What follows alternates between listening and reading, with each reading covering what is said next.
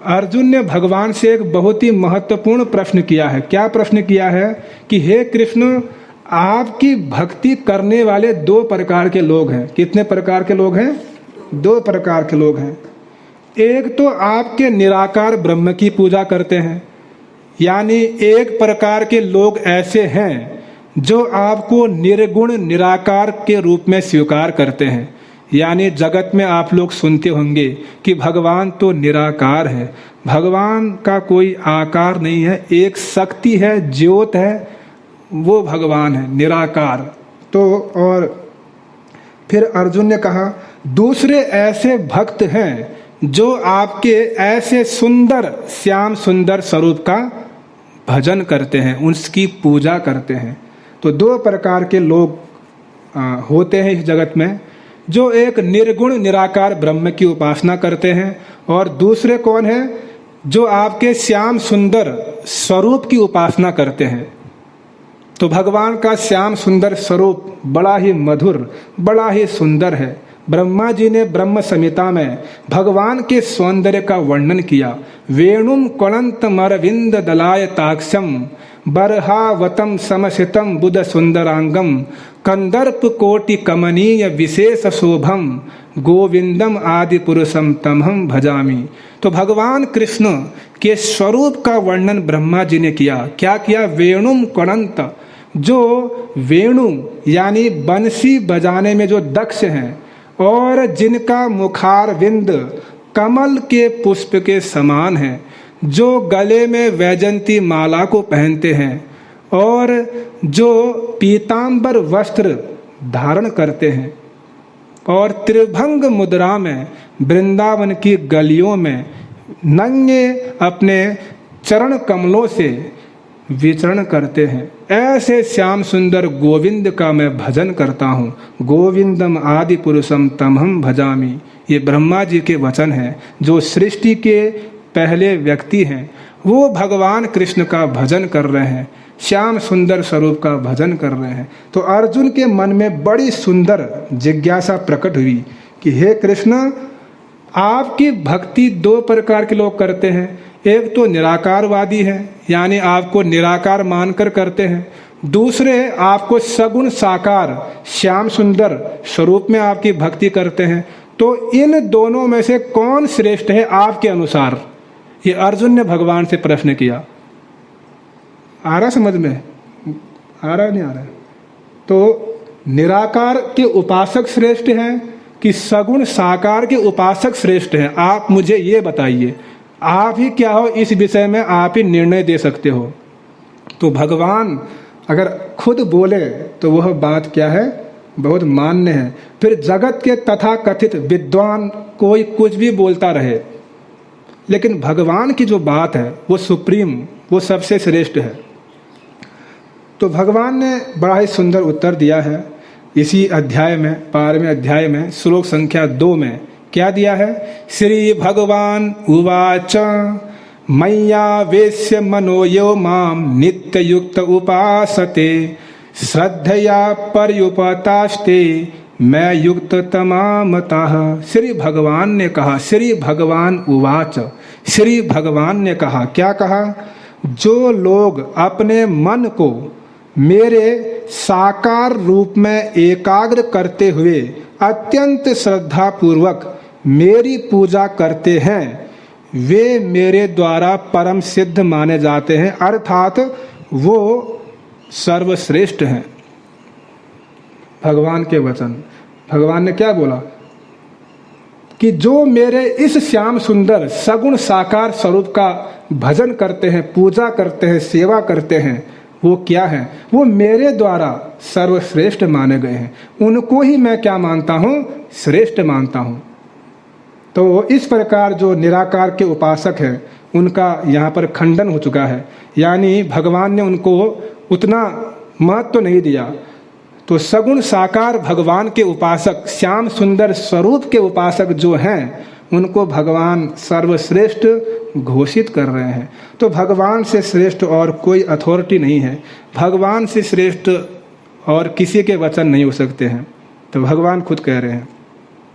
और निराकार वादियों के विषय में भगवान कह रहे हैं उसी अध्याय में, 12वां अध्याय श्लोक संख्या 3 और 4 में क्या कहते हैं, लेकिन जो लोग अपनी इंद्रियों को वश में करके तथा सबों के प्रति संभाव रखकर परम सत्य की निराकार कल्पना के अंतर्गत उस अव्यक्त की पूरी तरह से पूजा करते हैं, जो इंद्रियों के अनुभूति के परे हैं, सर्वव्यापी है, अकल्पनीय है, अपरिवर्तनीय है, अचल है, ध्रुव है, वे समस्त लोगों के कल्याण में संलग्न रहकर अंततः मुझे ही प्राप्त करते हैं।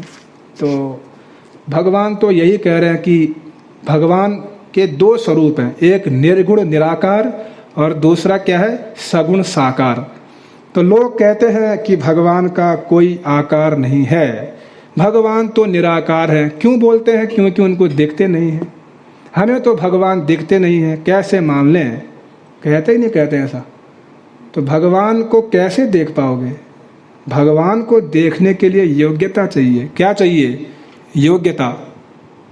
उल्लू अगर कहता है कि मैं सूर्य को नहीं मानता हूँ, सूर्य होता ही नहीं है। अगर उल्लू कहे, क्या कहे? सूर्य नहीं है। क्यों? क्योंकि मैंने उसको कभी देखा ही नहीं। तो उल्लू का निर्णय को क्या हम स्वीकार कर लेंगे? उल्लू समझते हो? उल्लू क्या करता है? रात में देखता है, दिन में उसको दिखता नहीं है। तो जब दिन में उल्लू को दिखता ही नहीं तो सूर्य को कहाँ से देखेगा? तो जो उल्लू जैसे लोग हैं वो यही कहते हैं कि भगवान तो दिखते नहीं है, इसलिए होते ही नहीं है भी तो निराकार है, ऐसा बोलते हैं। तो मान लो भगवान निराकार हैं, तो तुम्हारा आकार कैसे हो गया? कहने का तात्पर्य क्या? जो दर्जी होता है, समझते हो, दर्जी टेलर, वो क्या करता है? वो सभी के कपड़े सिलता है, सभी के वस्त्रों को सिलता है। जो दर्जी सभी के वस्त्रों को सिल सकता है, क्या वह अपने वस्त्रों को नहीं सिल सकता है? सिल सकता है ना।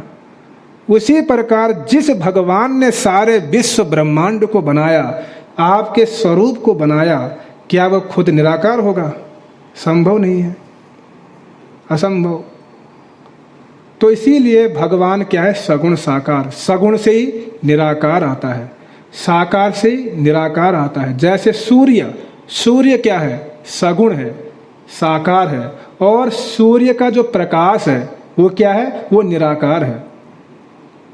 तो इसी प्रकार भगवान क्या है? सूर्य के समान सगुण साकार है। और सूर्य का प्रकाश जो तेज है वो भगवान का निराकार स्वरूप है, जिसको कहते हैं ब्रह्म ज्योति। ब्रह्म यानी निराकार रूप भगवान का। तो उस निराकार रूप के परे भी क्या है? एक साकार स्वरूप है। जहाँ से वो ज्योति प्रकाश आ रहा है उसका एक अपना स्वरूप है। जैसे इस कमरे में प्रकाश है, तो ये तो प्रकाश तो निराकार है, इसका कोई आकार नहीं है। लेकिन यह प्रकाश जिस स्थान से आ रहा है तो वो क्या है? उसका अपना आकार है। बल्ब, इसका आकार है। तो उसी प्रकार भगवान के शरीर के अंग कांति, उनके शरीर से एक तेज निकलता है, जिसको बोलते हैं निराकार ज्योति, निराकार ब्रह्म। तो जो ज्ञानी और योगी होते हैं वो उस निराकार ब्रह्म की ही अनुभूति करते हैं, तेज। तो वो इसी निर्णय पर पहुंचते हैं कि भगवान क्या है? निराकार है, तेजोमय है। लेकिन जो भक्त होते हैं वो उस निराकार तेज से भी आगे देखते हैं कि नहीं, जहाँ से ये तेज आ रहा है वो कैसा है? तो वो कौन है? श्याम सुंदर, वहाँ से वो प्रकाश आ रहा है। तो भगवान क्या कह रहे हैं? इसीलिए जो मेरे सगुण साकार स्वरूप को जानता है और उसकी पूजा करता है, मेरी भक्ति करता है, वो क्या है? सर्वश्रेष्ठ है। और जो निराकार की उपासना करते हैं घूम फिर के, वो भी मुझे, अंत में मुझे ही प्राप्त करते हैं घूम फिर के, बड़ी कठिनाई के साथ। कोई नाक को ऐसे पकड़ना अच्छा है या ऐसे पकड़ना? कैसे अच्छा है? सीधा पकड़ना ना। जब सीधी चीज़ है तो सीधा पकड़ो भाई, ऐसे क्यों घूमना फालतू का? तो मतलब निराकार वादियों का यही है। अंत में निराकार की भक्ति को छोड़कर उनको सगुण साकार की भक्ति करनी ही पड़ेगी। जब सगुण साकार की भक्ति करनी ही है, जब श्याम सुंदर की भक्ति करनी ही है, तो क्यों उसमें हम अपना समय बर्बाद करें। इसलिए उद्धव जी जब वृंदावन गए थे गोपियों के पास ब्रह्म ज्ञान निराकार ब्रह्म का उपदेश देने के लिए, हे गोपियों तुम श्याम सुंदर कृष्ण के लिए क्यों रोती हो। अरे भगवान तो सब जगह है, निराकार है, ध्यान करो निराकार ब्रह्म का। गोपियों ने क्या किया, उद्धव को बहुत ज्यादा उन्होंने उद्धव के ज्ञान की निंदा की। निर्गुण कौन देश को वासी, हे उद्धव आप जिस निर्गुण निराकार ब्रह्म की बात कर रहे हो उसका नाम क्या है, वो कहाँ रहता है, उसका स्वरूप क्या है, उसके माता पिता कौन है, वो क्या खाता है, कैसा दिखता है, क्या पहनता है, पहले हमको ये बताओ उद्धव। ये गोपियाँ कहती हैं। तो इस प्रकार उद्धव जी उनको समझा नहीं पाते हैं, और समझाना तो दूर, गए थे समझाने और खुद समझ गए। खुद उस ब्रज की प्रेमा भक्ति को प्राप्त करने के लिए वृंदावन में घास बनने की कामना करते हैं कि मैं इस ब्रज में घास बन जाऊं, और ब्रज की गोपियों की चरणों की रज जब मेरे मस्तक पर पड़ेगी तब मैं इस ब्रज की प्रेमा भक्ति को समझ पाऊंगा। ये उद्धव जी कहते हैं। बड़े बड़े ज्ञानी भगवान के श्याम सुंदर स्वरूप का भजन किए, सुखदेव गोस्वामी, उद्धव जी और चतुर कुमार, जितने ज्ञानी हैं सब ने निराकार ब्रह्म की उपासना छोड़कर सगुण साकार की उपासना किया है।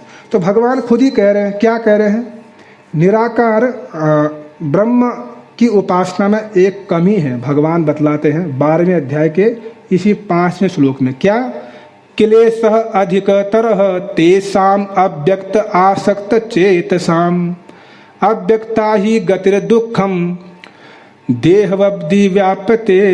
मतलब क्लेशः अधिकोत्तरः, जिन लोगों के मन परमेश्वर के अव्यक्त निराकार स्वरूप के प्रति आसक्त है उनके लिए प्रगति कर पाना अत्यंत कष्टप्रद है। देहधारियों के लिए उस क्षेत्र में प्रगति करना सदैव दुष्कर होता है। तो भगवान ने खुद ही बोल दिया कि जो निराकार ब्रह्म की उपासना करेंगे उसमें क्या है, दुख ज़्यादा है, कष्ट ज़्यादा है, क्लेश ज़्यादा है, और सिद्धि भी मिलेगी कि नहीं मिलेगी इसमें भी संशय है। तो भगवान खुद ही बोल दिए। तो जब भगवान बोल दिए हैं तो फिर हम क्यों निराकार निराकार चिल्लाते रहें। तो फिर हमें भगवान के सगुण साकार श्याम सुंदर स्वरूप का हमको भजन करना चाहिए।